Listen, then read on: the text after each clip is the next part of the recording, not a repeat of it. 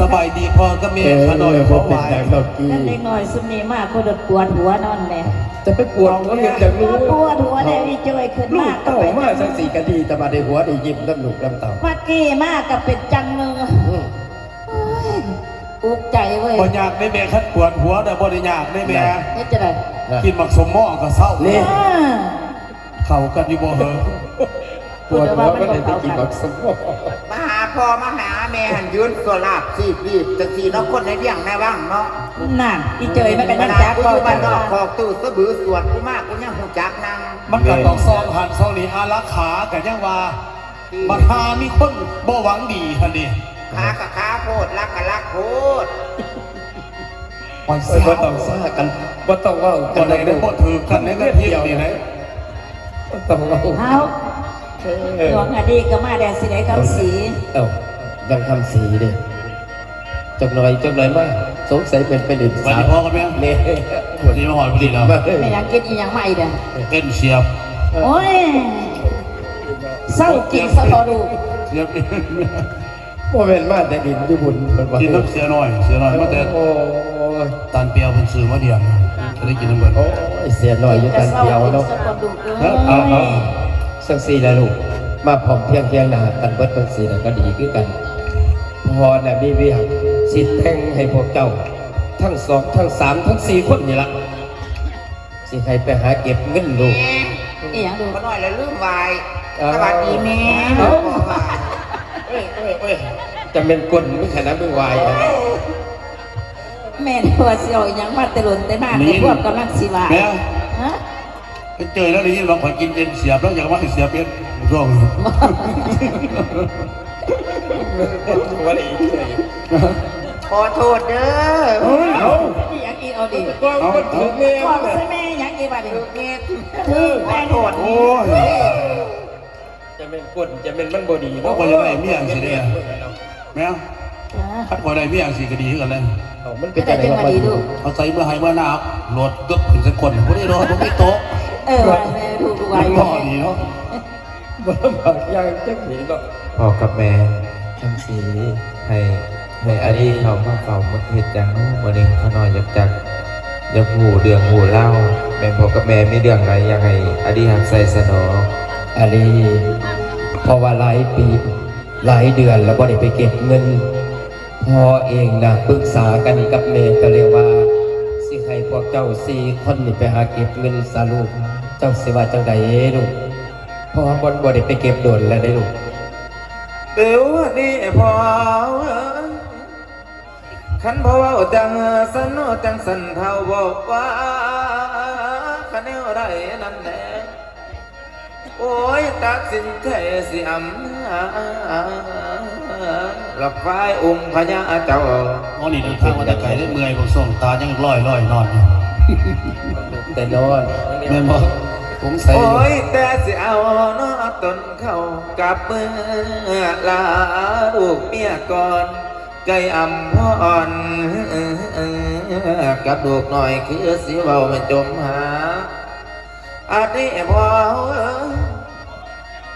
ลูกสิไปบ่สานบ่สาไปหาอ่อนดอกคนดีนั่นแหละโอ้ยย้อนว่าเมียโอ้ยทั้งนางเจ้ามองเมียโอ้ยของทางไปบ่นานนอกเด้อแก้วขันสะใจสิคงโอ้ยลาพ่อแล้วสิไปนอเต่าย้อนเก็บเงินเจ้าฝ่าวรวนมาอุเรลงวันเป็นยังเจ้าเป็นยังเดี๋ยวนี้พอลูกข้อซอยหนอโอ้ยคอยรู้คิดว่าเป็นยังคนชอบมึงจะอยู่เดียวว่าจะเป็นบ้าโม้ใช่ฟังแม่สิเราครับสิบีดมันศีลเมื่อวานเนี่ยก็จะว่าบีดมันโอ้มันยังอยู่เลยมันยังคำนี้มันก็ธรรมดานั่นล่ะวันศีลผ่านไปเมื่อวานนี่มันก็ต้องข้ามชดเชยเมื่อวานนี่วันศีลลาเป็นจังไหนว้าย แล่นแต่ปักเซ่หอดเมืองคง จนกระเจ้ามาลัดเอาตอนกลางคืนอยู่น้ำบักเกียดผิดเสด็จพ่อเสด็จเมียแสดงว่ามอมพ่อกับมอมแม่นี่จะให้มอมน้องเคยเอาลูกนี่ไปหาเก็บเงินเก็บข้ามฉันเดียว ก็แม่ตัวจุย โอ้ มันได้เดือนเลยได้ปีเดียว แสดงว่าหลายเปลือกหลายปีหลายเดือนแล้วน้องบ่ได้ไปเก็บ เออ ป้าท่านอันลูกพ่อย่าพ่อเลี้ยงตัวน้อยๆคือขน้อยนี่ก็คือจะบ่มีอันแนวเกี่ยวของ หยุด ก็มีเกี่ยวของตัวจุย แม่ ฮะ แต่ยินบอกเพิ่นว่าของกี้ เบาอย่าง เพิ่นเป็นผู้ยาผู้ยิ่งโตน้อยๆโอ้ขันหน่อยสำคัญใหญ่จังสิเป็นสำไรบัด อันนี้ว่าผู้น้อยเลยนี่เด้ เจ้ยมีเรื่องเกี่ยวของคือกันแม่สิใส่ดวงอดีนี่ไปเก็บเงินเก็บทอง โดย น่ะเงินมากมายกายกองขี้ดอกขึ้นกับบ่ทันได้เลย แต่แม่แต่งไปอันนี้ว่าสิไปล่าลูกล่าเมียแต่มื้อนี้แม่บ่ให้ไป มันสวยแล้ว สิ สิ ก ก ลั ลั บบ ลูกล่าเมียมันบ่ยากหรอก กระ แม่ เจ้ยได้กลับเมื่อบ่ โดยลูกสิกลับเมื่อบอกลูกบอกเมียมันเองดอ เอก อ ลูกเมียอยู่ทั้งบ้านลูกหลานอยู่ทั้งบ้านเขาหน่อยสิเป็นคนบอกเองว่าหลวงอาลีกับคำหีนี่โอ้ยกับคำสีนี่ไปเก็บเงินเก็บคำพ่อกับแม่น่ะใจ เออ ไปบ่หลายมือกับสิลบลาวตาวขึ้น เอ มา อกระเจ้ยเป็นผู้เบิ่งผู้แย่งค่ะ โดยแม่ก็สั่นลูกขอลาเด้อแม่เด้อ โอ้ยตายแล้วในยินในบ่ดวงอันนี้ไปบัดนี้ โอ้ยกระจับขอโทษเด้อ เอ้ยมันแหงอ่านกินนะเนาะเอ้ย แหม เดี๋ยวแล้วได้หักเอาน้อยหนึงก็สิมีแห้งส่งเพิ่น เฮ้ยโอ้ยแต่มันคือกระป๋องข้อแดงเสือกใจ เจ้ย เออ ตั้งแต่ปีหอปีเจ้าคือต้องไปอ่านกินเบิ่งเนาะ นี่ผู้ โอ้ บอด ยจับกระบอกไปทั่วทีมตัวเดี๋ยวเลยเต้า เรื่องเอา ตัวนี้เรียกในว่างกับเขาก็นับถือเหมือนลูกเหมือนเต่าเหมือนลูกเหมือนหลานเหมือนพี่เหมือนน้อง แต่ขอยานมาคือๆดอกตาม โอ้ เบิ่ง ดอกกว่าอ่านกินดอกขั้นข่อยบ่มีโอกาส หลวงเอ้ยก่อนจะกลับขึ้นบ้านเมืองท่านตะกอนเนื้อหลาเด้อก่อนจะไปบอกลูกและเต้าทั้งเมียเจ้าคอยที่บอกว่าให้เจ้าที่พ่อไอ้แม่ให้เจ้าไปเก็บเงินเก็บข้าง โอ้ยไปโชคดีเด้อไปบอกลูกบอกเมียเขาดีๆเด้อให้มันหอดจอดให้มันถึงเมื่อหอดเพื่อนไปแล่นไปตัวทีบตัวแดนซะเด้อ ดวงอันนี้แม่ก็ได้สั่งแล้วยังไปข้ามสีลูกหลานข้ามสีก็ให้ไปคือกันตัวเออ ตอนลาเป็นล่มขี้ข่อยเนี่ยข่อยไปบ่รอดเลยข่อยมันนักแข่งเลยแท้ เพื่อนนึงก็ไปทางเหนือเพื่อนนึงก็ไปทางใต้ตัว โดยผู้ต่อหน้าเพิ่นเลยสิบ่ได้ฟังนำมาสิว่าเนาะ ไปโดดเพื่อนคนนี้ดู ละเมอบัดนี้ฟังก่อนเด้อพ่อเจ้าเด้อแม่เจ้าเท่าสิลาเป็นคำนี้นี่แล้ว เรามา ละพ่อแม่เอ้ยพ่อผู้มีบุญคุณแม่ผู้มีบุญคุณพำถนอมน้องบาน้อยละสนว่าจอบเด้อสีซอยคำสีใสสีไรอีกทางไปตามคำน้อพ่อเจ้าจัดจ่าอ้ายเป็นนักเลง มันเป็นอีหยังดีวัน เป็นหยัง เป็นอีหยังวัน เป็นหยัง เป็นหยัง ข่อยยังมาแล้วข่อยยังมาแล้วบอกว่าสิตบเอาแน่ตบเอาแน่ตบเอาแน่เอ้ย เออ เป็นหยัง โอ้ยเป็นปัญญาเด็ดบาดเด้อ เป็นช้าง เป็นบ้าที่หัน ไปลืมล่าผัว โอ้ยลืมล่าหัวโอ้โหข่อยว่าเปิดเป็นบ้าบ่แม่นลื มึง ม บ่ ล่า แม่น หัว บ่แม่นผ้าบ้าขบูนบ่สนะ เอ้ย เออ กันจะไปเก็บเงินเก็บข้ามใดขั้นอีพ่อไอ้เมียเอาเงินให้เจ้าจะลืมซื้อมะพร้าวซุกไม่ค่อยบายเขา เอ เด้อ อเขาสิซื้อแล้ว เราก็เข้าหาหม่องมันโดนมะพร้าวซุกพุ่นมะไผ่เข่าอีก เออไปดูไป โอ้ย เฮ้ย เฮ้ย กันจะบ่ได้มะพร้าวซุกก็เอามาหิ้วซุกเด้อ น่ะ บักยิ้วสุดบักเผาสุกของสิหาไว้จะดอกเอ้ย นั่นผัวก็หา คิด ปุ๊บ ว่า ปั๊บอีกบ่มีคัด บ่มีคัดดอก แต่แม่นผัว อย่าลืมเด้อ อย่าง เอาหมักเมิดมานั่งเลยพอได้ต เฮ็ด ได้ไรบักเมย ำหมักฮง เมย เอ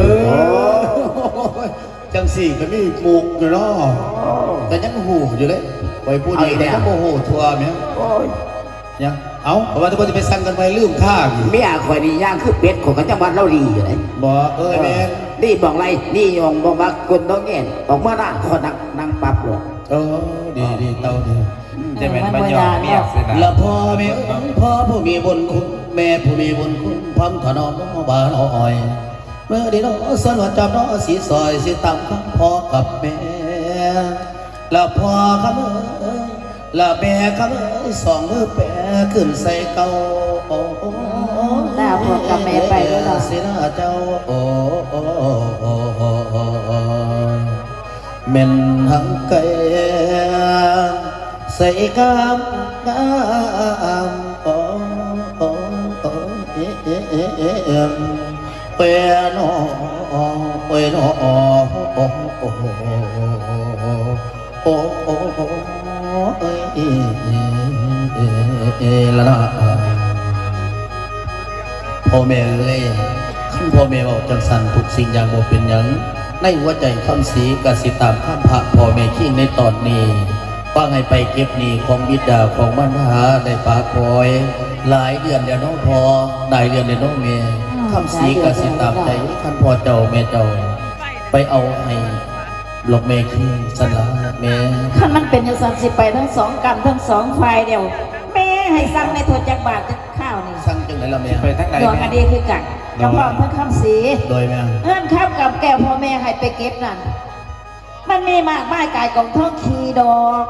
ท่องชื้นแม่กับท่านใดมากแต่ไปเมื่อนี่ไปเก็บเงินแม่ห้ามนะเข้าใจบ่ ห้ามจังไหนละแม่ ห้ามจะไหนเงินข้ามใดมาเดียวนี่บุญกระดาย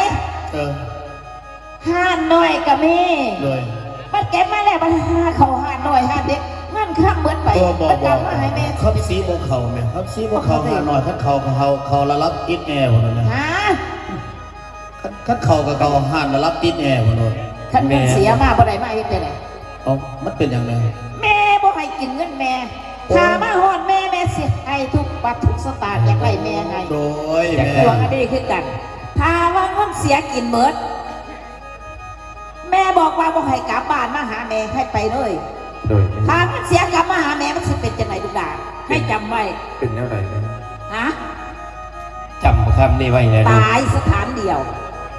โอ้ย นักเลย แค่ นี่ สั่นแค่ อยาก น้อย ได้ สิไปก่อน มา นะ ไปลูก มา ไป กอดบ้านจะขอพอกับแม่ได้ลูก เน นะ อะ ถ้าสิไปทั้งไตตัวไปทั้งเหนือเด้อ เหนือวะ นัดกันมีทางด เอาบอกเป็นยังไป ไป โชคดี ไป เพื่อนโชคดีโชคดี ขึ้นไปได้กับ อันไปเฮาไปทางนี้ไปไปกี่ไปบริสั่งพอสั่งเมนูสั่งได้ไหมก่อนสิไปสิไปไปก่อน เป้าจะไปกับไหน พอ เขาจะสั่งเจ้าแน่ๆจะย่างจอดมาหาเขาก็ได้ถอย สั่งโลด คอยกับสีล่ำสั่งคือกันก็คนกับพีเก่า แม่เอ้ยแม่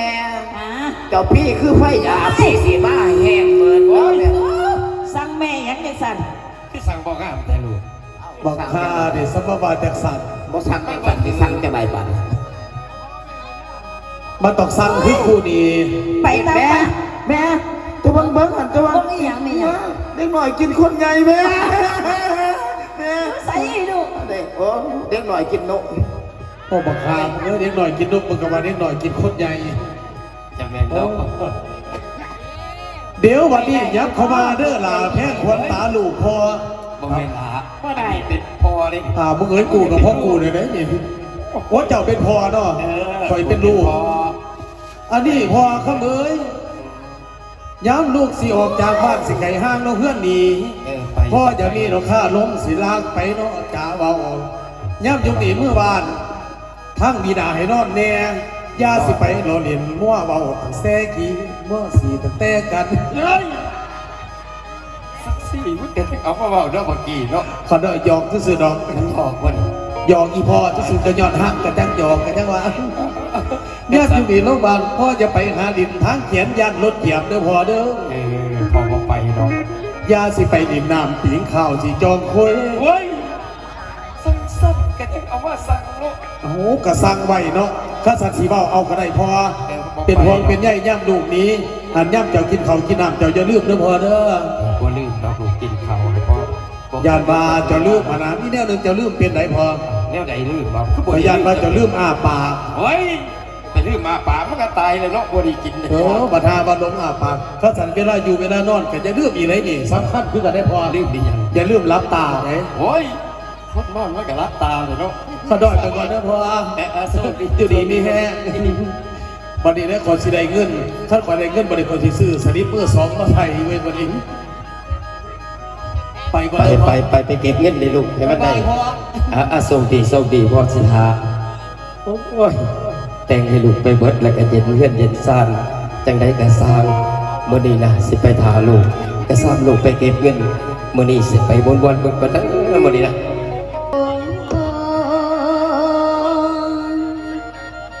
โอ้ย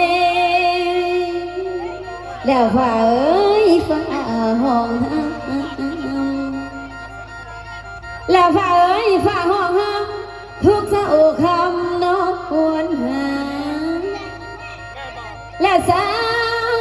อีนางมาคอยทางอยู่เที่ยงนาจนว่า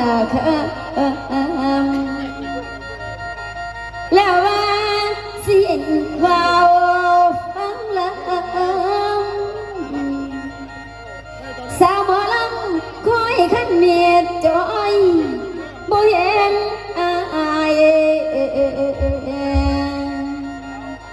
เมียละล้วนไปใส่ยังเอ้ยนางโอ้ยหนูโอ้โอ้โอ้โอ้ยละนาง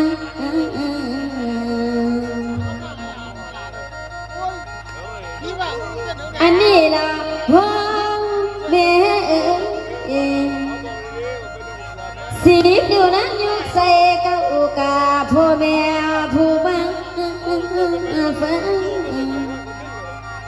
หลวงจะนางนี่มาวงนี่มาวงโซ่เสียงนอละโลและยังปองร้องโนนาแนนยืนน้ำกันบ่แดงนายและทั้งทีมงานยิงสังยิงสายจือกันแม่ไปน้องอยู่ในท้องพ่อแม่เดียวแล้วเรื่องการน้ำบ่ได้เดียวให้พ่อแม่น้องพิจกันเด้อนั่นโอ้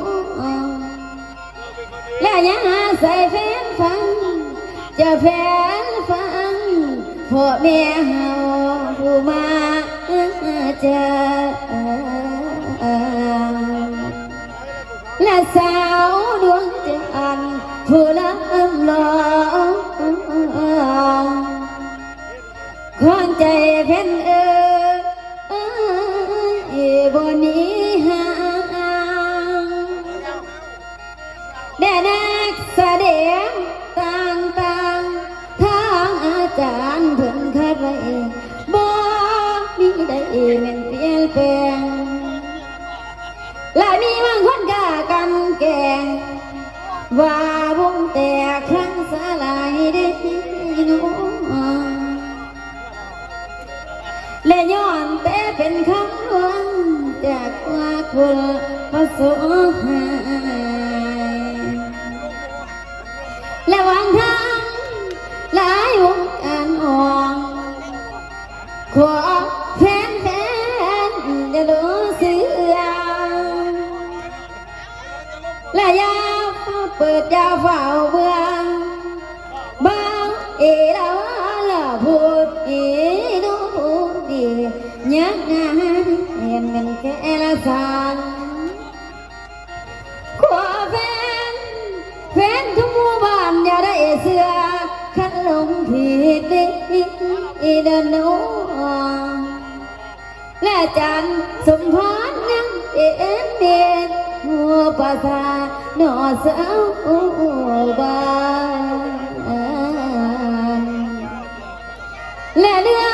งผลงานแห่งสินักโนไปนาว้าว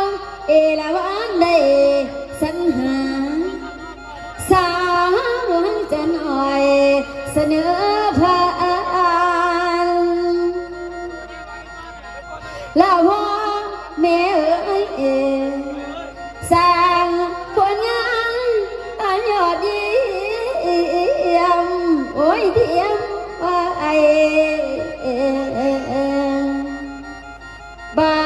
ต่อไปใส่ลังลายไอ้นาโอ้ยน้องโอ้โอ้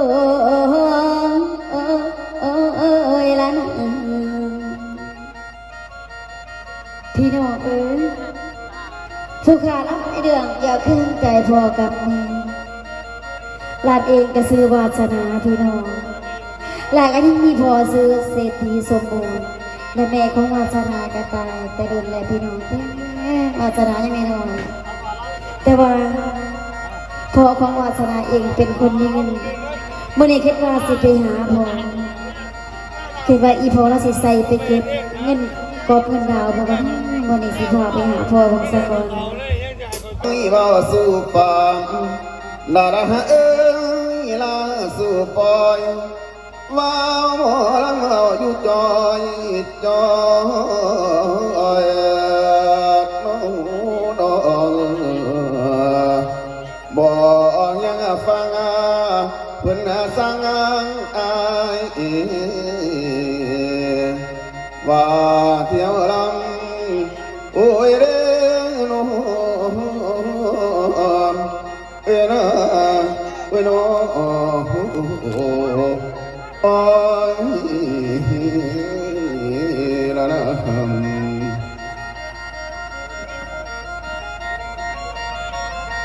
บาดนี้ว่าโอ้น้อพ่อแม่เอ๋ยทุกขังอานี้จังอานั้นตานั้นหากเวียนตาหิเวียนเกิดบ่ประเสริฐยังแท้คือลำดังนิพพานจังขอเสริญผู้ท่านข้าสนทมผู้สีไฟโลกีสิเผาผ่านเหตุแดงทานน้องบุญใบละภัยผู้ทาน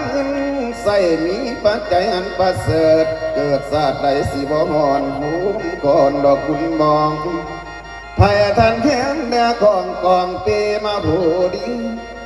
ผู้นั้นมีเนื้อเสียงดีสิกว่าพ้นดอกทั้งขายสิท่านได้ทานน้อยลมพาสีวอยมอยเย็นจอยจอยวอนอ่อนสอนดีโอ้ยมวนได้แท้มวนปันกาลวิของสิหลังกองทวนนาครไผ่ผู้ทานรอบซ้อนให้ดังก่อนจังบูสาผู้นั้นสวยงามตากินหอมโนก็เอ่ยเอาลาทานผู้ป่าหรือยาเขามีกำไรบอกให้ป่วยทางหัวคุยสร้างบาสิเห็นหน้านอประทำปัญญาเพิ่นสิเดินดำคือฟังทำกันพระเวทตกบางเดือนสีคอยจัวหน่อยอันบาทีละมีทั้งยาคู่เท่าเฮียนทั้งน้องเป็นว่างบอนเทศแบบกาโนเต้นก่อนบัดพรได้คงคอเอาละน้องแม่ป้าเข้ามาสู่นิทานศาสตร์พ่อสมบูรณ์คือน้ำหลานซื้อแสดงอยู่ในเรื่องลาดแต่เครื่องทั้งไม้เมียตายป่าหลายปีผ่านท้องระบันเลี้ยงลูกหน่อยบาสนาคอยไงมั้งกำลังไงแก่กา17 ขวบเมื่อเป็นสาวในเรื่องราวเฮือนสานได้ซอยเมียงได้มือนี้ตาเว้นขึ้นสวยพ่อเอ้ยเหตุก็แก่มือนี้แม่สิไปจากกันปากเบาไปรอหำน้อยเมื่องาฟังนานวลนวลไปโนไปนาโอ้ย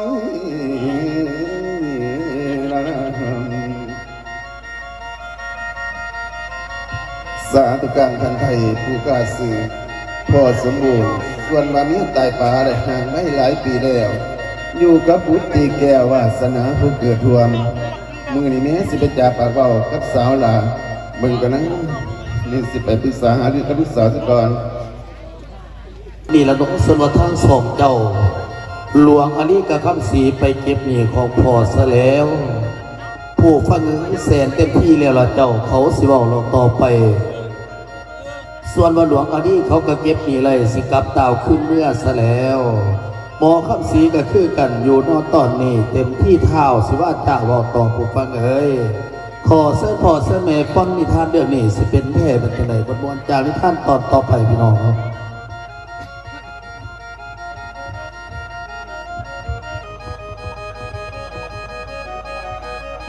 เมื่อวันนี้ส่วนว่าทั้งฝ่ายเจ้าฝ่ายเจ้ากับฝ่ายสายคำสีนี่แล้ว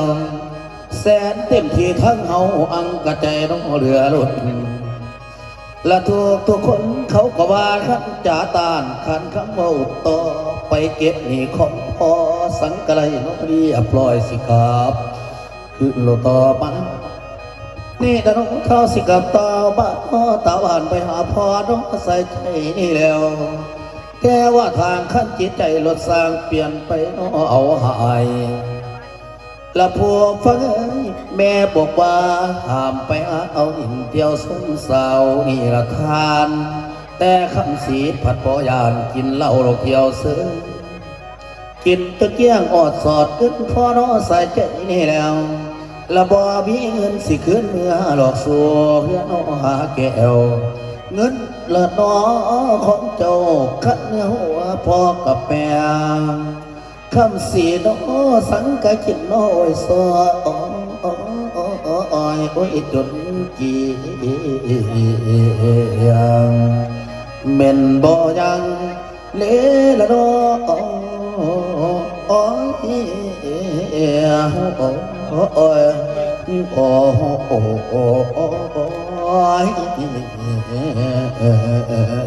ละละกี้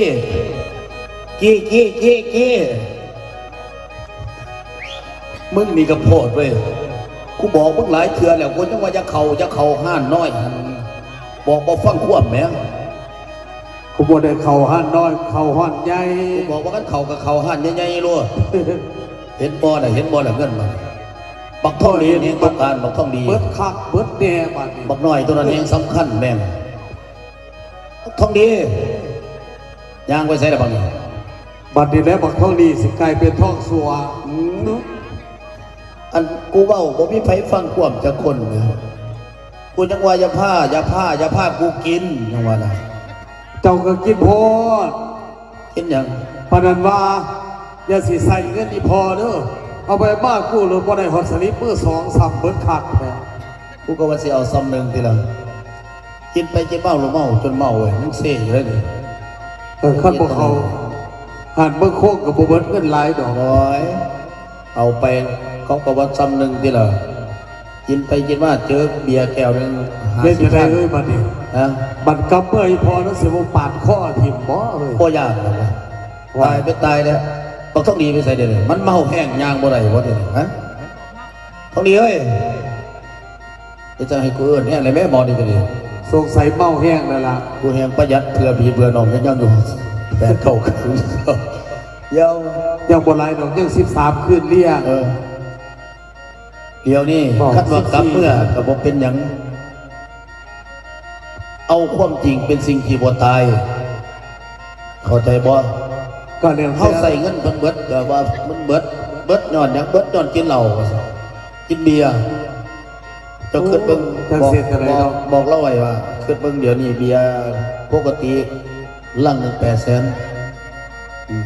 โอ้คันละวาน้ำเฮากับไข่พี่ยานแต่อีเบไปใส่สิบ่ว่าอีพอแล้วบ่ให้เราอีเบหันติ๊กเฮ้ยอีเมแล้วบ่ต้องถือมองคนจับวิธีการย่องเอาคนแนวนั้นว้าที่ยากเนี่ยคัดไปหอดแล้วว่ากูเบามึงไปยังจะบอกฟังความกูสิขามึงพิมพ์เลยนี่บ่ต้องห่วงเอาดูกูใส่พ่อตายโดดสรุปแล้วก็ยังตายพี่เขาตายแล้วขาโดดบอกพี่ยังยากกูเป็นคนเบิ่งดูแลเองไปเขาสั่งกระเป๋าขามึงก่อนสิไปหาว้ายเอาคันตี้คันเบาตายก็ตายน้ำกันนะเว้ยตายน้ำกันแต่ว่าให้ขามึงก่อนคุณสิเป็นคนเบิ่งแง่งมึงเปลี่ยนขาความซบพวกเดียวขาต้องดีตอนแต่ว่าคุณจะสิไปทางไหนบ่จัง ไปมื้อนี้พาไปเวลามันจ่อแล้วอุ้ยจะทราบหอดพ่อหอดแม่มื้อนี้เบิ่ง3 โมงยังได้นี่บ่อยบอกบ่ได้ยากพอดีข้าวเดียวนึงบ่บัดนี้ผู้ฟังเอ๋ยนี่นะน้องส่วนว่าทางฝ่ายเจ้ากับฝ่ายทางดวงอารีซะแล้วเขาสิกลับขึ้นเมื่อทินสถานทางนั้นแต่ความหวังของเจ้าบ่ลืมปากกันทั้งหมู่ซะแล้วฮอดบ่นัดกันไว้เขาสิว่าแต่ในวันจันทร์ที่ท่านต่อไปพี่น้อง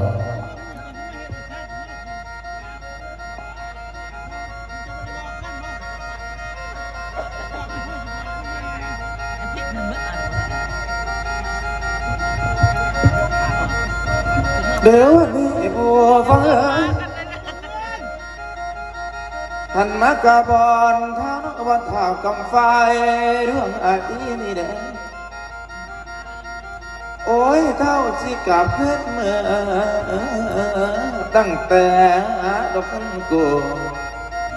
มาหลายวันเดนในหัวใจบ่ซอยซื่นคิดเห็นทางนาดอ่อนหน่อยอำพรเจ้าผู้อยู่ก็อันนี้พี่เฮาพอมอดบอนวันนั้นกำไฟออกทางเมืองนั่นแหละโอ้ยมันละเครื่องละไม่ใจย้อนว่าทางมันเย้าเยินเดิน2 คนนอกกลับเพื่อนตาวินโนพักคอยคำลาพี่เฮ้ยขอจะเล่นน้อคำขอแสงไฟไตกะบ่มีประเด็นเว้ยนะเว้ยน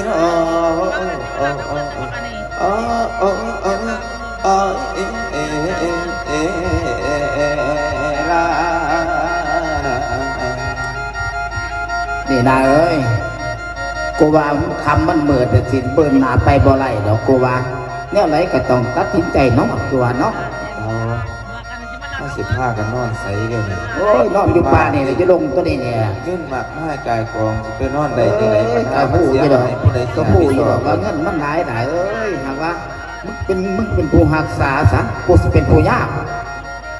ต่างเวรย่ามกันแสดงว่าต่างเวรต่างย่ามเอาจากสิบ้าเป็นผู้เมื่อยแห้งกลัวโมแต่ว่าคำให้น้องเนี่ยให้นอนเจ้าย่าม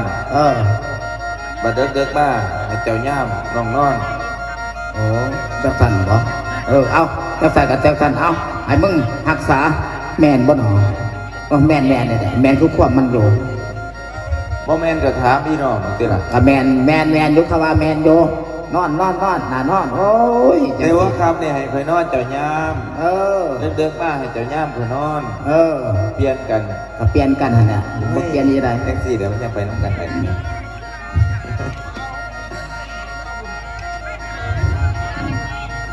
นอนโอ้ยคนสีบ่มาดอกเพราะว่าจะปลาลงใบตัวนี้น้าขนาดไม่ไปเขามาไหน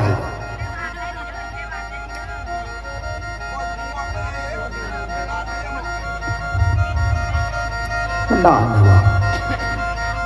มันนอนเลยมันนอนกูก็สิหาหมองนอนคือกันกูเป็นบ่าบอกกูสิมาย่างโว้ยปัดก่อนปัดตรงนี้ซ้ำหรอกเอาตีนนี่แหละกวาดมีแต่ขี่นุกเอานอนอยู่นี่เด้อ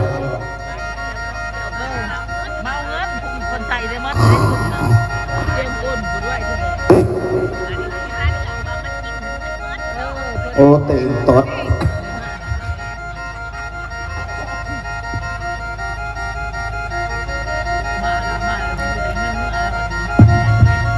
บัดนี้ผู้ฟังเอ๋ยพ่อมาตาวินคอยถอยแรงคำสะเลส่วนดวงอันนี้เขากระเบิดทางไปกันเลยนอนอยู่อย่างบอนนัดไว้ถ่าเพื่อนให้ตอนนี้สถานเหตุการณ์ท่านจะเป็นอย่างไรที่ตามมาสอนฟังได้แล้วไปน้องไปนี่ไปฝ้าไปมาเนี่ยโอ้มันคำแห้งเลยนะโมเห็นหงเลย ได้ปานเนี่ยยังก็บ่มีทางไปได้กูกระดีบ่เห็นหงเห็นเฮืองเนี่ย บ่เห็นเจ็ดจะได้บ่เนี่ย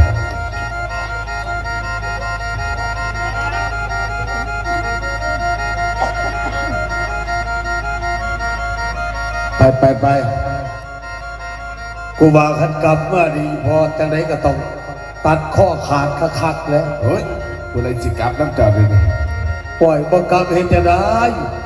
บ่เมื่อเฮือนเห็นจะได้บ่เมื่อเฮงเพิ่นหายเดี๋ยวนี้ยังจะได้ไปปรึกษากับบ่เมื่ออันนี้เบิ่ง รอดพุ่นแล้วรอดไปแล้วคันเมื่อเอาชีวิตไปเสี่ยงตายซื่อๆแหม บ่เมื่อบ่ไรนี่น้องเอ้ย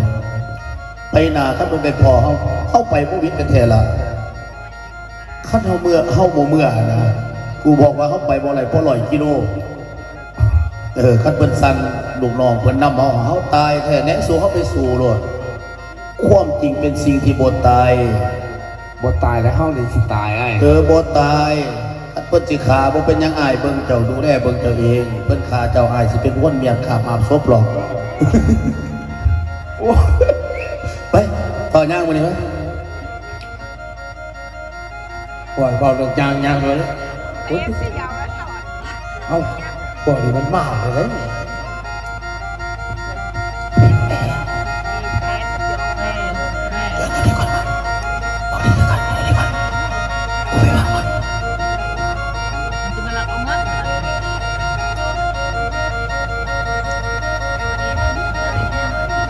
เป็นอย่างนี้จริง เอาบักเตาก็บักลงมาดีมันมาหอดก่อนอาทานนั้นเพิ่งเย็นบอกหันเลยกระเป๋าเงินมันกระเป๋าเงินบัตรเขาหลดมีเงินมากบัตรเขาผมมีเงินถามฟังเบิ่งหัวหน้าพวกสิว่าตัวไหนคืนเดี๋ยวนี้สงสัยมีแผนได้ดิมึงเบิ่งเลยเด้อตาจะไหนบนยากกี่เป็นจะไหนวิทย์ตายเลยมึงเอาเป็นยังจะว่าวิทย์ตายวิทย์ตายดิกูเบิ่งอาการมันนอนนี่โมโหทีเลยเดี๋ยวนี้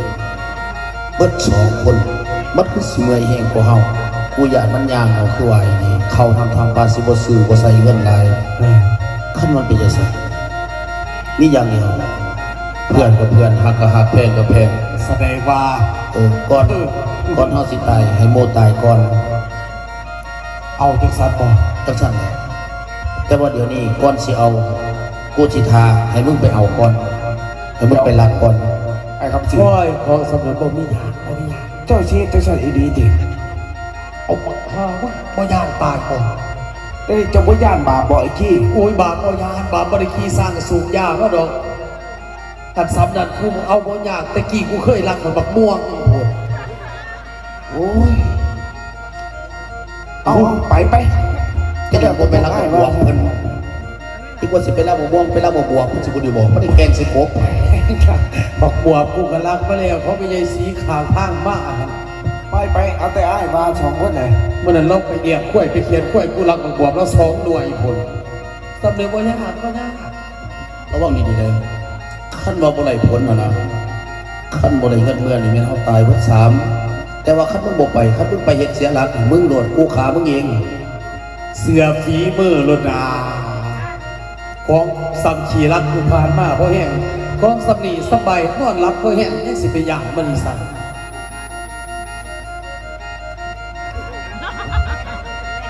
สิรอดบ่แม่สิรอดอยู่บ่แนวนี้ให้ก็ให้คนแนวนี้เป็นหลัก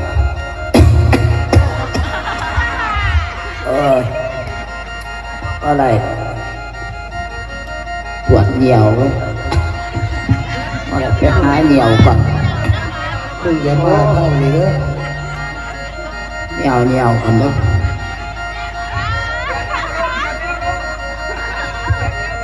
โอ้ค้อนเหนียวอยู่ขางค้อนนี่ สุดกันอีกไอ้สุดปากของไม่เป็น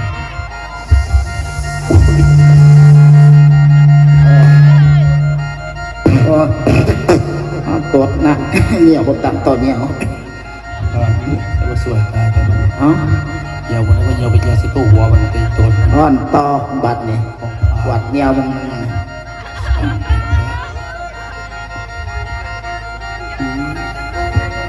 โอ้บ้าโอ๊ตบ่เป็นหยังค่อยครับโอ้แต่เป็นสัตว์กูสวยมันบ่เป็นสวยดอกเนี่ยมันเขาเอิ้นมักเบ่งที่เนี่ยนี่กูยังว่ามึงบ่เป็นตากูสิฮอดได้ยังน้อยเดียวบ่ฆ่าผีบาดจะได้ว่าปวดเหี่ยวเอาบักอีโอ้บ่ได้กูไปหาซักเสือก่อนไปเช็ดก่อนตานี่แหละแล้วก็ต้องดีไปดีกว่าซ้ำนี่ก็พลาดไหมโอ้ยประเด็นละครบอกม่วงครับผมไว้ต้องดีไว้ดอกไปเด้อไว้โดดเหี่ยวมันเหี่ยวว่าแห้งการข้ามบัน โอ้อะไรไม่กันอีก ยังไม่หมดเลยเป็นไรเหี่ยวอีกแล้ววะนี่ ปวดฉี่มา อุ้ยโทมครับมัน จะไปจะมาเจ็บท้องปวดฉี่ มึงเอ้ยมีกะขี่เสนองกูวันนี้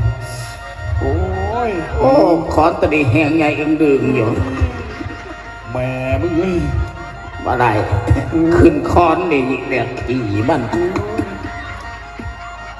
โอ้ยตกคอนขี่โอ้ยแบบขี่ออกตกคอนไม่เลยพอดีตกไปขี่เจ้าของ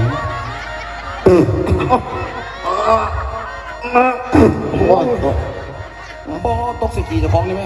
ซะมาดึงคือเด้อไปส่งเอา โอ้เห็นย่องเผาผู้เดียวเอาย่องเผาเด็กแก่ เอา บาบ่เป็น ดูสิโอ้ย น้องต่ออีกก้อนบาทหนึ่ง โอ้ยเนาะ โอ้เกือบขี่ใส่ส่ง โอ้ยเฮ้ยมึงบุตรงมาทางนี้ไปนาเลยมึงไปนาพวกมึงต้องมาหากูบอกนั่นเจอเหี่ยวกลับขึ้นมาหากูได้มึงเจอขี่มึงไปนาโหลดมึงต้องมาหากูกันได้แม่มันกูจะขี่ได้เหี่ยวทีเดียวขี่ก็ขี่แล้วเหี่ยวก็เหี่ยวแล้วเบิร์ดเอาตกไปเป็นที่เฮาแล้วมา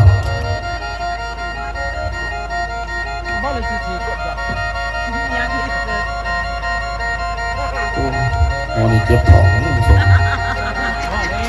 เศร้า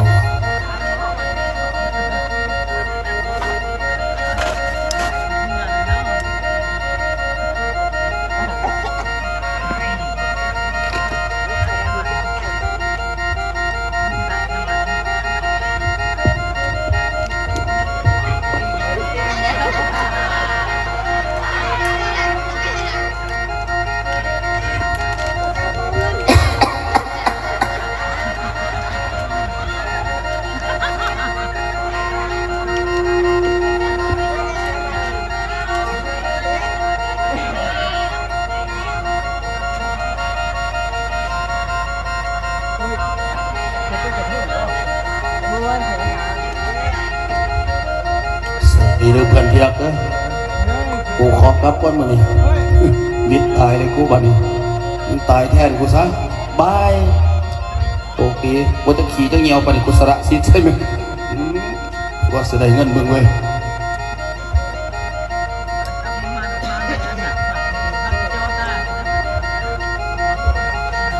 บัดนี้ผู้ฟังเอ้ยพวกมาตื่นทุ่งเศร้าเขาสิว่าจากขานซะแล้วนี่แล้วน้องหมอเต่ากับสิตื่นขึ้นมาอยู่ในตอนนี้เหตุการณ์มันจะเป็นแบบไรติดตามมันชมรับฟังได้แล้วขนอย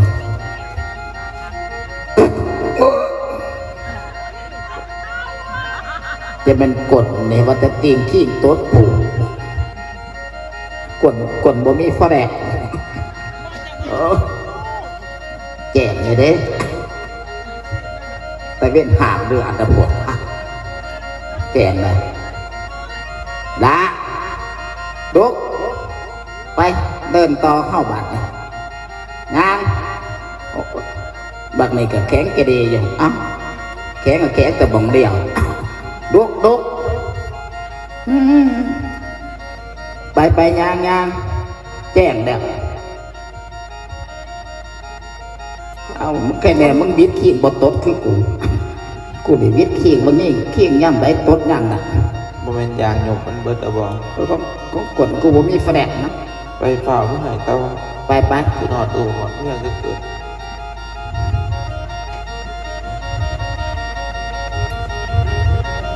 เอากระเป๋าเงินไปเมื่อ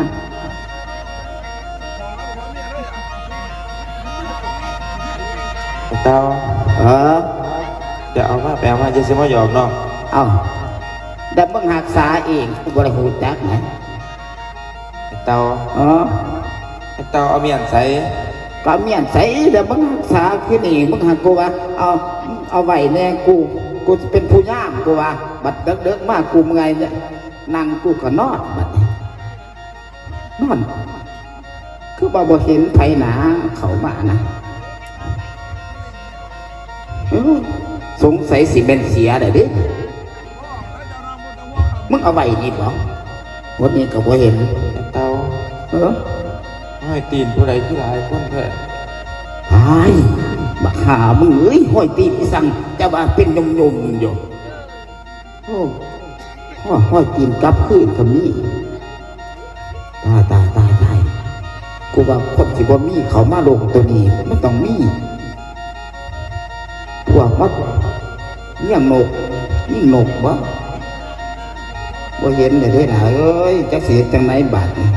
เม็ดใหญ่ แสดงว่าเงินเท่าเสียที่เต้าเท่าเสียจังไหนดีบ้าน จะแล้วเห็นแต่เงินพันเดียวนี่มันเหี่ยกูก็ได้เอาไว้จะสิเป็นแก่ยังไงนะเอ้ยเป็นตึงสีกันย่อมหอมมีบัด พี่น้องเอ้ยอาดีสายเบิดคำเว้า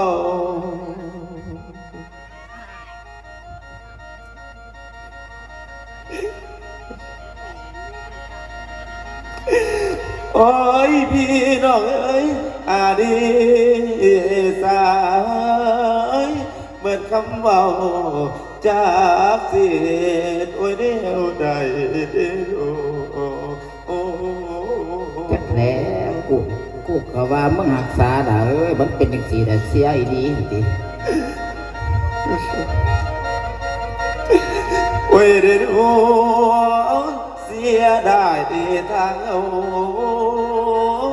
เอ็ดจังใดบ่มีได้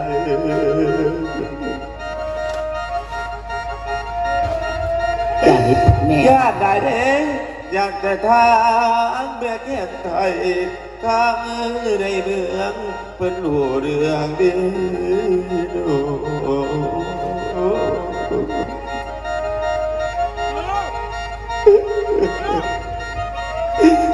โอ้ยเด้อรู้ญาติหลายดี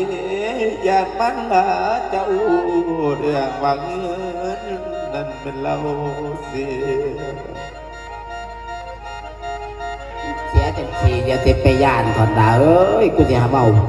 แก่ซอยมึงดอก อ้ายเต้าเอ้ยให้คืนไปสติเจ้าคืนเมื่อบอกนางแน่เด้อลูก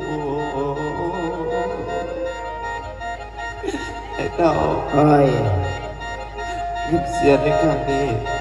น้องสุภาพที่สอบคนเดียวเท่านั้น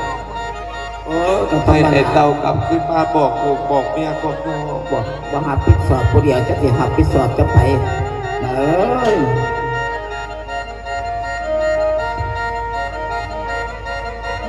ไปเตะตนนอกไข่เงินก็เงินเสีย เจ้าให้สักนั้นมันว่าพ่อเนาะไข่ได้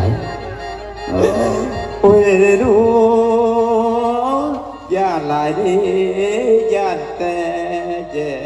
กคงตายสิ้นนักบาปใจอ่ำพอนางเอ้ยอูบ่เนื้อว่าอันนี้ จักเขาสีหูจะไหนได้ด่าเอ้ยเขาอยู่บ้านเขาอยู่พี่จะไหนเขาสีหู โอ้ยไก่อ่ำพอนางเอ้ยอูบ่เนื้อว่าอันนี้สิต้นตัวก็สำเร็จเด้อ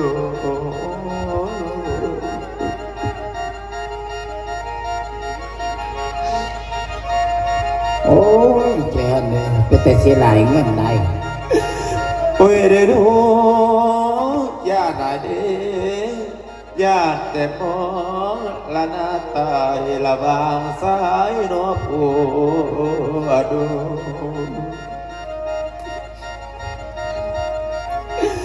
ไอ้เก่าเอ้ยคืนสติคืนเมือง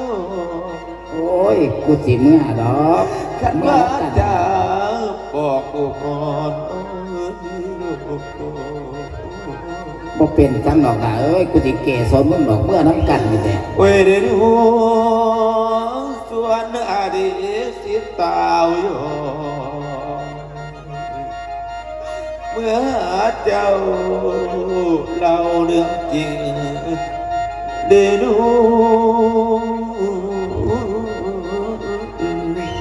โอ้โอ้โอ้โอ้โน้ไอ้เต่าเอ้ยบัดนี้เนาะชีวิตสิขาดสิ้นกระทั่งเมื่อยพ่อทำอยู่เป็นอย่างโน้นเขาทำดีสร้างนี้กลับไรมาทำเกี่ยวหนทางเที่ยวสังหารเวทนี้ดงบ้านมันเอาอ่ะน้ำตาหลักย่อยคงจบเสียงเดี๋ยวพี่เอ้ย กำกับกำนอนเขาเองนี่เลยนะเอ้ยแทนที่มันสิได้ไปหมดเนี่ยเพราะว่าคำก็นอนอีก ไอ้เต่าไอ้เจ้ากรรมมาบอกลูกบอกนี่พาดูพาเมียหนองหนีไปน้องสหบิสอบเพียงคนเดียว โอ้ยจะสิมาจำสันตอนนะเอ้ยเมื่อกับเมื่อน้ำกันนี่แหละแน่ได้กูก็สิเมาซอยมึงดอกว่าให้เป็นซ้ำดอกนะเอ้ย ไอ้เต่าห้อยตีนมันไปเท่านี้ เอ้า เห็นเลยเหรอ ใช่ เห็นห้อยตีนมันเลยไอ้เต่า โอ้โอ้ห้อยกิน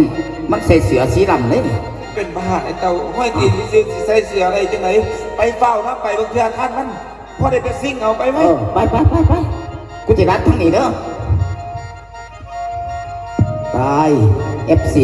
บุรพาข่อยเมื่อเมื่อตะบอนี่ประดันมาเบิ่งหมอลำนอนตะแถวว่าให้หมอลำเบิ่งเพิ่นหมด ขันต่างบ้านขันป่านนี้ลูกบ่มาโอ้ยป่านได้เนาะลูกหน่อยจังสิไว้ดอกขึ้นกาบนั่นแหละคำเฮคำไปหลายเดือนน่ะเด้ครับบ่ตาเอาคืนออกมาบ้านปานได้เนาะ400สิขึ้นมาขั้นบ้านเก่าโอ้ยคำคำพอนี่มีขันแต่เศร้าขันคอยเจ้าขันบ่ปังปานได้เนาะโลกละจังสิไว้ดอกขึ้นมาในหัวใจดอกมันคิดเป็นห่วงน้ำขันสามน้อยห่วงหลายเด้ขันน้ำน้อยไปเก็บเงินลูกบ่เตาคำเอ้ยคำแพงเอ้ยแพง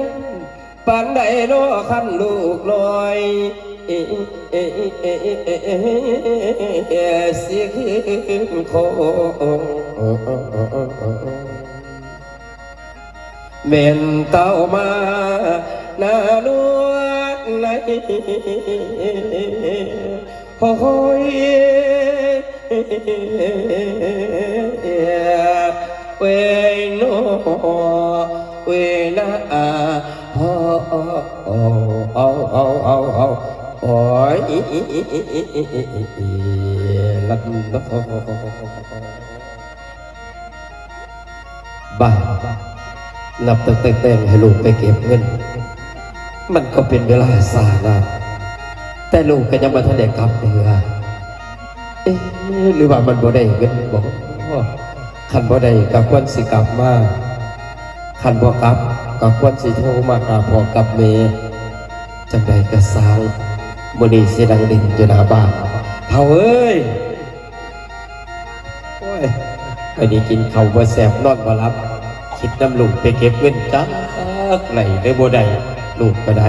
เจ้าแมงเทา เอ้า อ้ายกระจมน้ำลูกไปเก็บเงินนี่ล่ะจักใดหรือบ่ใดก็บ่เห็นข่าวมาอ้ายโลกคิดกับแต่เงินกินข้าวบ่แซ่บนอนบ่หลับตัว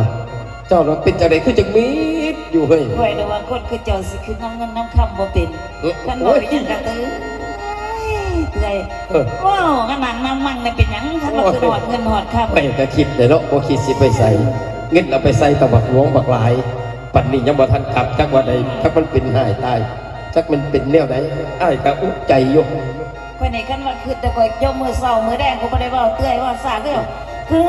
ดูได้ไปด้านแสนนานได้เงินคำกับแก้วจังไรบ่ได้ จัก บ่ แต่ เห็น บ่ มา เห็นจะจมเด้อันจะจมเพิ่นก็บ่ว่า ก็เป็นน้ำเจ้าและเงินคำกับแก้วจะออกไปจากบ้าน อาดิสายกลับคืนบ้า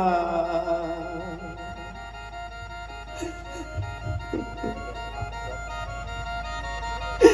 โอ้ยอาดิสายกลับคืนบ้าน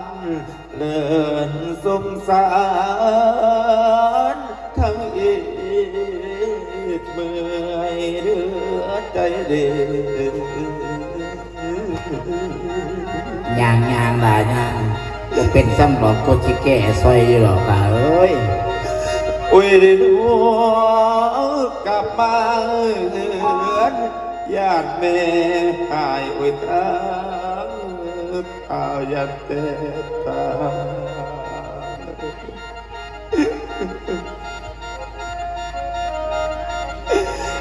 พี่เอ้ยญาตินายเอ้ยญาติแต่ทางฝ่ายโน้คงได้ห่างไกล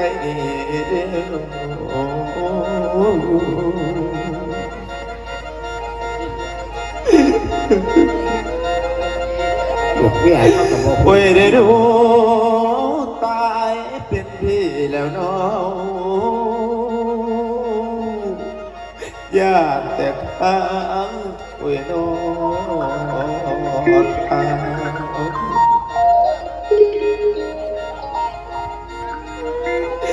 สาวเมื่อไป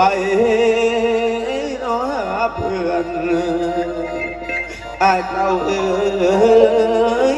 ซอยนอกเนี่ยซอยนอก กูซอยก็ได้แต่ความปากความเบานี่ได้ดาวเอ้ยกูสิซอยแน่อื่นกูก็ซอยบ่ได้ดอก เว้ยเดินหัวญาติหลายดีญาติแต่แยก เป็นเสียงผู้ใดนี่ ตายแท้คงตายแท้บัดแม่เธอ สิมีคนมายืมเงินอีกอยู่บ่เด้นี่เนาะ น่า อันนี้ก็จะใส่ไป อ้ายแต่เอ้ยทางอยู่เขาแน่น้ำข้ากาลอยบ่มีนี่โนบ้านตึกถามความแข็งสิว่าจังใดโน ได้กินข้าวได้หาวันได้ดาวเอ้ยของเป็นจักกันหมด พี่น้องเอ๋ยถ้าจิตใจขันอยากเข้าสิว่าเจ้าให้หูเดือดโอ้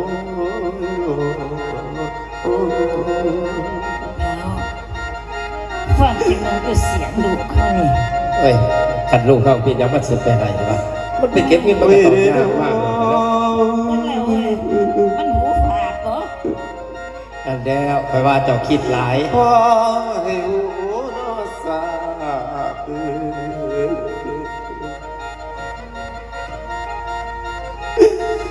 จิตหายแล้ว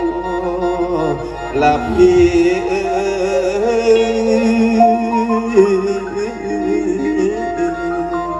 โอ้โอ้โอ้ ถ้าโหจะฟังขันขันบัด โอ้ยคือไก่มากไปจนตื่น ตื่นจะนั่งส่งอยู่ ไปซองมันเอ้า พอ ลูกเขาอยู่ที่ตัวนี่ มาได้พอ มาแล้วบ่เต้าเอามากำมาสติลูกจะเป็นอย่างอื่นเอาเป็นอย่างจังผ้ากันให้กันออกมานี่ลูก ไปพิดกันบ่ได้ไปเก็บเงินเลยมันเป็นจังไดลูกได้อยังบอกเงินได้ลูก บอกเพื่อนหลาบอกเพื่อน บอกกะลี่ พอเท่าเอ้ย มันเป็นอย่างลูก ข้าน้อยมากเลยนี่อยากขอกล่าวขออภัย เอาสิขออีหยังขออีหยังลูกอยากได้หยังอยากได้เงินบ่ลูก ข้าน้อยน้องตั้งใจกะเบิดแห้งน้องอ่อนดาไปเก็บเงินในขันนี่ท้าวได้นอนอยู่กลางป่าไม้พกไผ่เราไม่ป่าเกิดขึ้นมาเงินกระเสียไปโอ้ซ้ำจากไผ่นั้นเป็นดักเอาข้าน้อยได้เงินเสียข้าน้อยบังกาทุ่งพวกจริงขอให้ตัวนางกายเป็นเบาในโลก สิ่งนี้ละลูก ข้าน้อยก็ได้ตั้งใจ บ่ต้องเอามาหยอกพอกับแม่เด้มันบ่แม่นสิแนวหยอกกันเป็นเลยถ้าได้ยินบอกเว้ย ได้ยินอยู่ มันสิเสียได้จังไดจะลองถามมึงดู บ นี่ อกอันนี้ดัง นี่จากคนจากเสียลูก ๆมันเป็นจังซี่ในนอนอยู่กลางป่าปากไผ่มันก็บ่เป็นหยังให้สิยอพ่อกับแม่เงินข้ามกำแก้วมันมีมากมายกายกอง บ่แม่นสิคน ของหน่อยเลยลูกหลานฮะเมามาเป็นความจริงโดดขึ้นมาได้หรือว่าได้ก็เอามาให้พ่อกับแม่เบิ่งซาดู เนาะ บอกโลดบอกโลดบอกยา สิ สี บ ยานบอกยาสียานเล่าหันบอกเลยแก่โลดบอกโลดยาสียาน ใส่บาเซลซอยกันก็ต้องจีบกันแบบนี้ ยาสียานพุทธิเบาซ พ่อ อย แม่ นี่ เห็นดีใจอยู่ทางบ้านญาติว่าเจ้าน่ะไปเจ็บไปติดไปไข่อยู่พุ่นอยู่พี่มาแม่พอดีจง พอจมเศร้าจมแรกเลย สิ่งที่ลูกเบานั้นเป็นความจริงทุกอย่างข้าน้อยได้เห็นเสียไปแล้วข้าน้อยมายอมหับตัวหับความจริงขอตั้งแต่แม่นั้นอภัยโทษในข้าน้อยโทษนางกายเป็นเบาผิดลำเบื่อเบื่อลำที่อภัยให้ลูกเด้อแต่ มาสิเสียจังได สิ เฮ้ย เป็นไปได้บอกว่าเงินคำกับแก้วเก็บมาว่าเสียอยู่กลางป่านี่ นั่นแหละ ไม่ไผสิไปรักเงินคำกับแก้วอยู่กลางดงกลางป่า มี มี แต่สองคน สอง เท่านั้น คนเท่านั้นบามันสิเป็นตาเสื้ออะไรบนว่าจังได๋บัด นั่นล่ะ สบายดีแมว จะมาตัวพอกับแม่ปิดไปเอ้า มาหอดไปเอ้าพ่อเลยพ่อ เอ้ย โอ้คนนี้มาหอดไปเนาะมาบนทากันไม่พอนี่ก็ดีมาบนทากันไหมฮะสร้างเป็น นั่นกัน หามาอันเดียวบ่ลูกซ้ำกันนั่นกันมาลูกเนาะลูกเนาะ ตัวใดมาจะใส่ เป็นอย่างโอ้ยหมอนี่คือนอนทับทายบนบ้านบนทาเฮารถเฝ้ารถเฝ้า จะสิ โอ้เดี๋ยวหาย แล้ แล้ว ว ว่าเสี่ยวหักเสี่ยวแพกกันเสี่ยวเอ้ยกันบ่ได้ตัว กูรถจอดแค่จอดว่าแม่จอดคนไหนก็ยังบนท่านแม่ เขาตายได้นอนกันบ่เห็นตัวนี่เป็นไรเงี้ยนะว่าแต่ใส่เสี่ยวชอบใจทั้งหลาย ใส่เราเงิน เอาสิ อ่ะ เพิ่นรับเงินเพิ่นดิ โอ้ยตัวนี้พจักสิวาเลยเด้อบัดนี้เอาพอกับแม่ ไม่หยังจักสิเป็นหยังนี่ เป็นอย่างคือว่าแบบนี้แล้ว เป็นหยังลูก อันนี้เป็นอย่างนี้ เอาบอกกะลินี่บ่มันว่าเงินมันเสียลูก เอาโอ้ย พอได้คิดว่ามันเบาหยอกเอามันแม่นอีหลีสมุนี่เอา มันว่ามันมาตัวว่ากระเป๋ากันนั่นเนี่ย เอ้า ลูกไปเก็บเอากับบักท่องดี เป็นจังไดจังว่าถ่วงลูก นี่ ไม่อยากให้เต้า กูจือ นี่ กูจือกระเป๋ากู นี่กูจืออยู่กูซื้ออยู่เมืองคงบ้านนี่กูซื้ออยู่ตลาดเมืองคง โอ้ย ไอ้เตา ฮะ กระเป๋านี่มันมีในบริษัทเนี่ยเป็นเท่าไรหน่วยในเขาผลิตออกมาขายนั่นผู้ไหนซื้อก็ไล่หรอกไอ้เตาพอยก็ซื้ออยู่เมืองโคกคือกันแหม้ก่อนคนที่ออกไปนั่น จะซื้ออยู่เมืองคงคือกัน ซื้ออยู่เมืองโคกคือกันห้าเดียวกันกับเจ้าโดดเดี๋ยวนี้ โอ้ยมึงก็ได้เอากันตอนนั้นเนอะสนะ จะไหนเดี๋ยวนี้ หามึงเลย บ่พ่อแม่ไม่นี่อย่างดูมาหอดปัดแดนใส่กระเป๋าลูกเพิ่มเลยเนี่ย เอาบ่ได้จะได้แม่ก็คิดว่ามันมาถ้าผิดมันมาเงินเสียแม่ก็คิดว่าพวกเจ้าไปพอกกันอยู่กลางทางแต่ฝากเจ้าในมะยมพวกกับแม่บ่ได้เสีย มันบ่เป็นความจริงของพ่อกับแม่เลย มันเป็นจังไดลูก เงินคำนี่นะมันบ่มีแขงมีขายัดใส่ถุงมันก็อยู่ในถุง แม่นี่ ปงไว้ในขอนมันก็อยู่ในขอน นี่แหละสิ่งนี้แหละ มันบ่ได้มีปีกบินอีกสาเหตุที่ว่าถ้าว่ามันมาเสียอีดีนะ มันมีต้นเหตุพวกสองคนนี่ มันเป็นจังไดสาเหตุมันจะเงินเสีย มีแต่สองคนมัน พ่อ เสีย ก็ ได้ แม่ จังได พ่อก็แม่หูบอกเบิ่งลูก3 คนไปน้ำกันนะ เออ 1ครับสี2ท่องดี3เมื่อกี้ไปน้ำกันเงินยังเบิดถูกกีบบ่ได้เสียไปใส่ย้อนว่าพวกนี้โสดเบิด3และหลวงอาทิกับบักเตา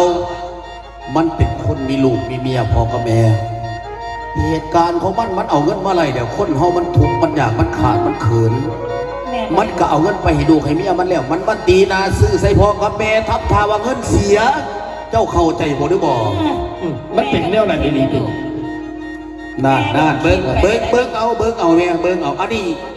อย่าสิหาว่าลูกเป็นคนที่ซ้ำซอยย้อนยกพ่อกับแม่เด้อ แม่บ่ได้คือจังซั่นเด้อ แล้วแต่พ่อกับแม่สิคิดพ่อกับแม่ก็เคยรักษาบ้านเมืองมากกระโดดนานแล้วคำไหนที่พ่อแม่เป้าคำไหนที่พ่อเคยว่างพ่อบ่เคยทิมบ่เคยปามนทินของพ่อที่เคยใส่พ่อต้องได้ใส่จำเป็นต้องได้ใส่ในเมื่อที่มันเป็นแบบนี้นะเอานี่คือเงินคำสีที่ไปเก็บมาได้3 คนมันก็ต้องยัง เพราะว่าสิเอาไปให้ลูกให้เมียกับบ่มีเอาไปให้สวยสาวกับบ่มียังโสดคนที่มีลูกมีเมียมันก็ไปซื้อส่งซื้อเสื้อซื้อเขาบักเต้าแห้งคักไปซื้อเครื่องให้เมียมันหันมาตะเกียนหน้าเกียนหลังหันบ้าบัก เสีย ฮะ มันคือ แม่ อะไร ได้คิดว่าเจ้าเนี่ยยังเป็นผู้ว่าผู้แพ้2-3 คนเป็นน้ำกัน โดย แม่ แม่ ข้ามกับแก้วแม่จนมาไว้เนื้อเสื้อใจ ว่าพวกเจ้าสื่อใจขายกินบนหานเด็กหานหน่อยซัมมอพ่อเลยแม่มั่นใจแล้วตอน โด นี้นะ ยแม่คำสีบ่เคยนอกใจแม่จ้าเถื่อพ่อกับแม่ มาทุกสัจจางเอาให้แม่หมดก็กินจากนี้อันนี้จะเป็นลูกแม่ โดยแม่โดยก็ยังว่าลูกบ่เคย จะไม่เป็นไรใจแม่ พ่อกับแม่อยากกินข้าวเว้ยป้าแม่เมื่อยเก็บเงินไหลบ่แบบนี้ก็อยากกินข้าวแล้วบัดนี้ เย็ น้อง น เฒ่า กิ เนาะ นแล้วบอก ไปกินข้าวกันเด้อพ่อกับแม่เด้อ เอาไปรถไป ไป รถ เอามื้อนี้ ของกินของยายแม่เตรียมไว้ เงินอยากได้ ได้อยากได้ อยากได้ กับเป็นหยังคือบ่บอกพ่อกับ ให้ แม่ ลูกไปหาเขาห้าง